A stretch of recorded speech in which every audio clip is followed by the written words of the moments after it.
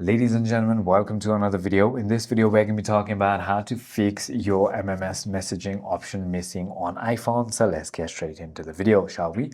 So if your MMS messaging option is missing from your iPhone setting, it usually indicates a career provisioning issue.